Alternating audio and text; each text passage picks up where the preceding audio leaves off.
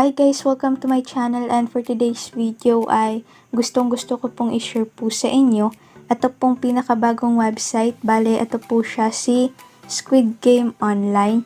So sa mga mahilig po dyan na manood po ng Squid Game, bale yung mga games po nila ay pwede na po natin yung laruin. And at the same time guys, pwede po tayo na kumita ng pera. But before that guys, okay, bago po tayo dito makapag-start, ay i-connect nyo lang po muna po yung inyong wallet. So, click nyo lang po itong button po na ito.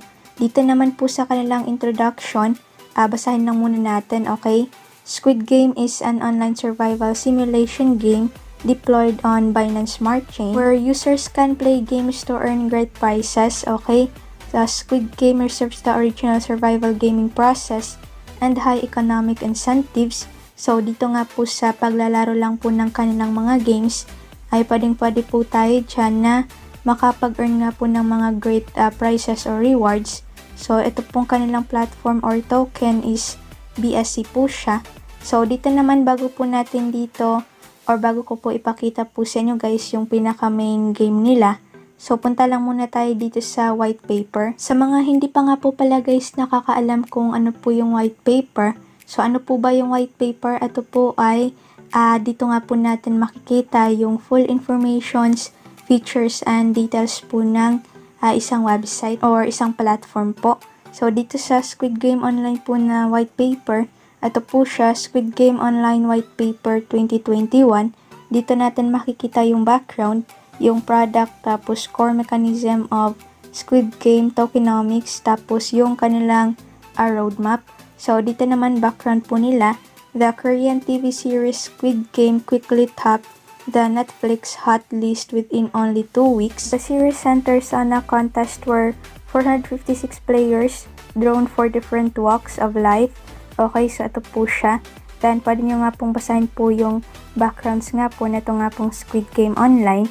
And dito naman po yung kanilang product. So, Squid Game is an online survival simulation game where users can participate as players and earn great prizes nga po.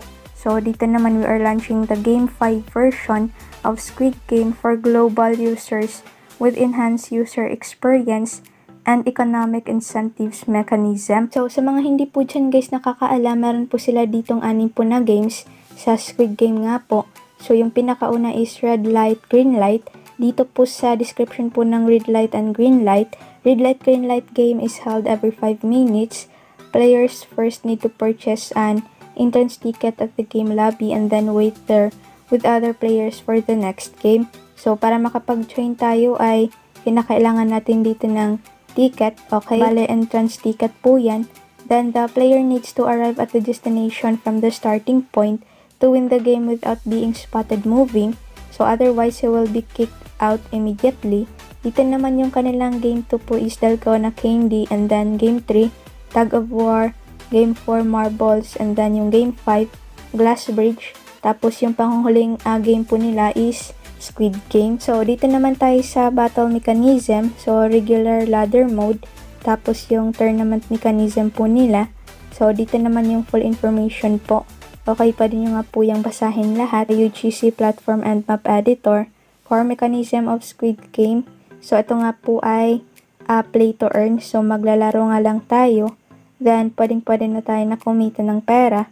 So, dito naman sa staking po ay yung kanilang site is meron din po yung staking. So, pwede tayo dito na magkaroon ng profit sa pamamagitan nga lang po ng pag-i-stake. So, meron din sila ditong DAO, then NFT owner system, tapos store and characters. Dito guys sa characters po, Squid Game will develop a character editing function later in an advanced stage. So users are allowed to purchase editable NFTs in the NFT store and change the outlook of the appearance of the NFTs with equipment NFTs. So yung inyong pinurchase dito guys na NFT ay pwede nyo po yung palitan or customize nga po yung appearance. So sa tokenomics naman po, yung kanilang token name is Squid Game Token. Tapos yung symbol is SQT. So yung total supply po nila ng kanilang token ay nasa 10 billion. So napakalaking halaga po niya na amount. And then sa allocation, ito po siya. Sa distribution, weight, and amount.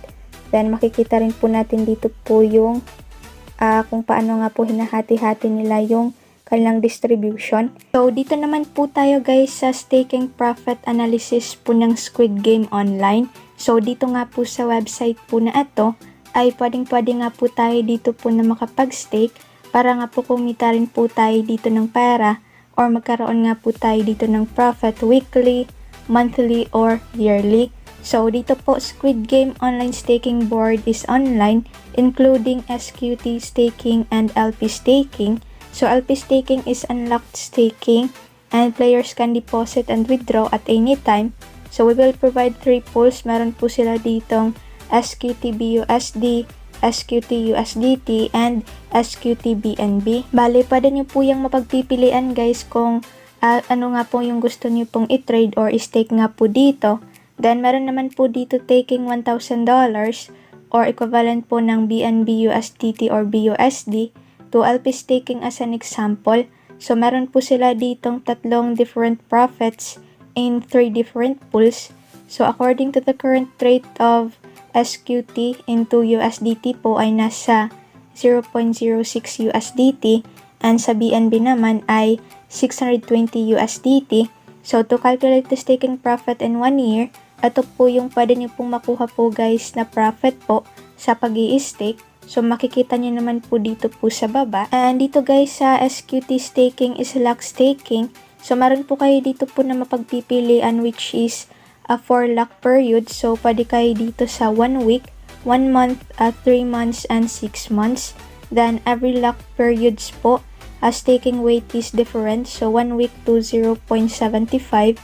And sa 1 month naman is to 1, then sa 3 months to 1.25, and sa 6 months po is to 1.5.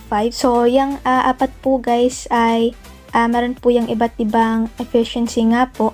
So, in 4 different lock periods with the same quantity of SQT. So, pwede nga po natin yun guys na mapagpipilian pero same lang po ng quantity nga po ng SQT.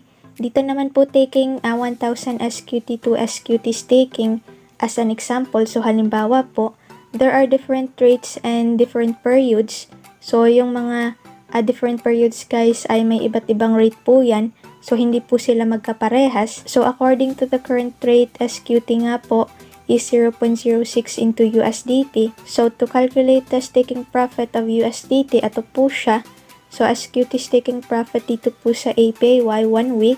And then, SQT sa 1 week po ulit. And then, SQT earned tapos yung USDT earned po ninyo. And sa pag-choose po guys ng staking period, so meron po sila dito, the longer the period you choose, the higher the profit that will be. So, kung mahaba nga po guys yung period or staking profit nga po na pinili po ninyo, ay mas mataas din po yung chance na mas malaki nga po or mas mataas po yung inyong magiging profit dito nga po sa inyong in-stake na amount. So, you can earn 7.12% within a week. So, wow, napakaganda po talaga nito pong website. So, pwedeng-pwede tayo dyan na kumita nga po ng pera. And the income of staking is very substantial. So, then where does the SQT for staking come from? So, pwede nyo pong itong basahin lahat. Then, yung SQT nyo nga po is, pwede nyo po siyang i-purchase po sa PancakeSwap or earned by playing the game. So, dito nga po guys, sa paglalaro nga lang po or sa pag-i-stake ng kanilang token, ay pwedeng-pwede nga po tayo dito na kumita ng pera. So, meron naman po sila dito na nakita po na isang player.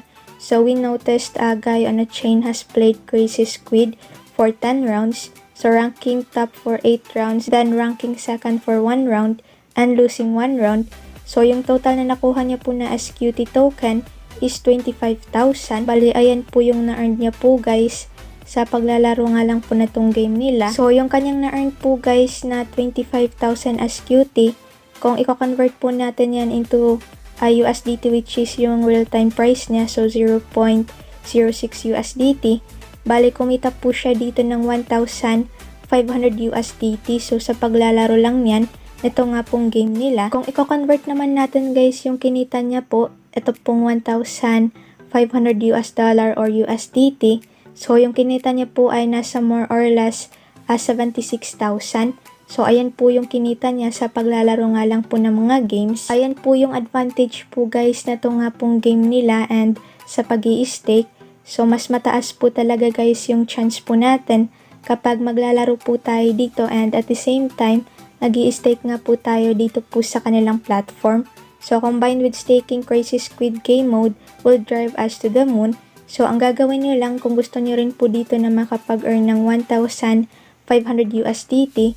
So, dito po ay pwede kayo dyan na mag-stake and maglaro nga po na tong Crazy Squid Game mode. And kayo na mag-claim ng SQT token dito. So, connect nyo lang yung inyong BSC wallet. Okay guys, so ito na po yung inaantay nyo po kung paano po tayo dito kikita ng pera. Sa pamamagitan nga lang po ng paglalaro po dito ng mga games. So, but before that guys, kinakailangan nyo nga lang po dito na i-connect po muna yung wallet po ninyo para nga po makapag-join po kayo dito po sa Squid Game Online and magkaroon nga po kayo dito po ng access or makapaglaro nga po kayo dito sa kanilang mga games. So, after nyo po makonect po yung wallet po ninyo ay click nyo lang itong play now. So, para nga po pala guys makapag-join po kayo ay pwede kayo na gumamit ng wallet na MetaMask. So, install nyo lang siya sa Google Play Store or App Store. Tapos, mag-create lang kayo dito ng account. And after nyan, i-connect nyo lang yung inyong wallet dito nga po sa Squid Game Online. So, ngayon po guys, ay itatry naman po natin dito po yung kanilang third game, which is ito pong Tug of War. So, ipapakita ko po sa inyo kung paano po laruin nga po or makapag-start po dito sa Tug of War. So, panoorin nyo na lang po yung video kung paano po makapag-start and mag-wait nga lang po tayo dito po sa ibang players. So, after po niyan, ito po yung instruction, okay? So, sundin nyo lang po siya para po makapag-start po kayo.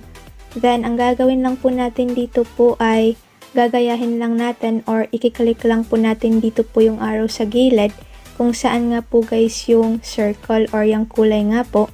So, for example, ito po, okay? So, itatap nyo lang po yung kanan na arrow or ito pong kaliwa. So, ito po guys yung nagpa-pop up. So, good or perfect po yan. Then, dito naman po sa taas, ito pong points po natin. And then, ito pong time. So, alam ko po guys na kaya nyo rin pong laruan po ito.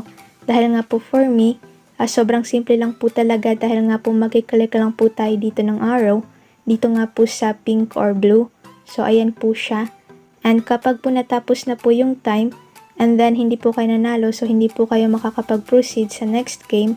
And kapag naman po nanalo po kayo, so makakapag-proceed nga po kayo guys sa next level. So, tapusin nyo lang po ito, okay? Magtatap nga lang po tayo.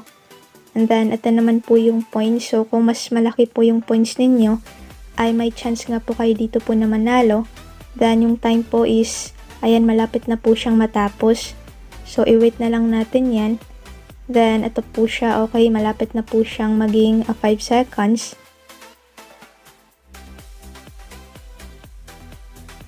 So, dito naman po guys ay magpa-pop up naman po ito kung nanalo po kayo or natalo. Then, ito naman po, okay, yung points po ng kalaban po ninyo and yung points po ng team. So, ito po siya may team points which is 6,054 points. Then, yung team B naman po sa kabila is yung kanilang nakuhang points, 5,896 points. So, mas mataas nga po yung nakuha po natin na points at tayo nga po yung nanalo. And ganun lang po siya kasimple kung paano po laruin po tong Tug of War. Guys, ay aantayin lang natin dito yung ibang players. Okay, so ayan. And then, mag-aantay lang tayo para nga po makapag-start po tayo dito sa red light, green light na game. And ikakat ko na lang po siya guys, okay? Once nga po na okay na po yung players. So, ito na po siya. Okay, bali mag-i-start na po yung game. Tapos, ayan, drag nyo lang po yung button. Then, dapat nga po guys, mapunta nga po tayo sa pinakauna para nga po makapag-proceed po tayo sa next game. So, kinat ko na lang po guys yung iba para nga po hindi po tayo matagalan.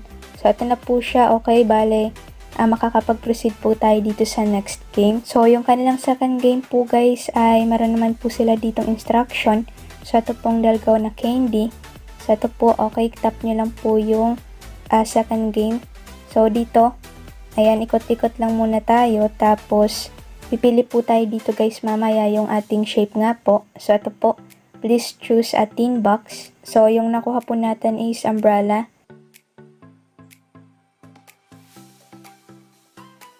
Bali, kakat ko na lang po guys. Okay, once na okay na po, ay balikan ko po kayo. And ito na po siya guys. So, the game is over. Return to the lobby. Bali, kailangan nyo nga po dito guys na matapos nga po yung game para nga po makapag-proceed po kayo sa next level. Kung gusto niyo po guys ng tutorials po about po dito sa mga games nila or levels, so pwede niyo pong bisitahin po dito yung kanilang post sa Medium. So, Squid Game Online Tutorial of Level 3 Tug of War. So, ito po siya, enter the game room, interact with the NPC. So, ganun po yung instruction or tutorial nga po na ito pong Tug of War na game 3 po nila para nga po makapag-start po kayong makapaglaro. And ayan po yung ibang features and informations po or dito nga po sa tutorials po nila about po sa ibang levels. So, meron naman po dito guys na instruction kung paano nga po makapag-start. So, ganun lang po siya kasimple po and yung link po ay ilalagay ko na lang dyan po sa ating description box. That's for today. Don't forget to like, share, and subscribe. Thanks for watching. God bless.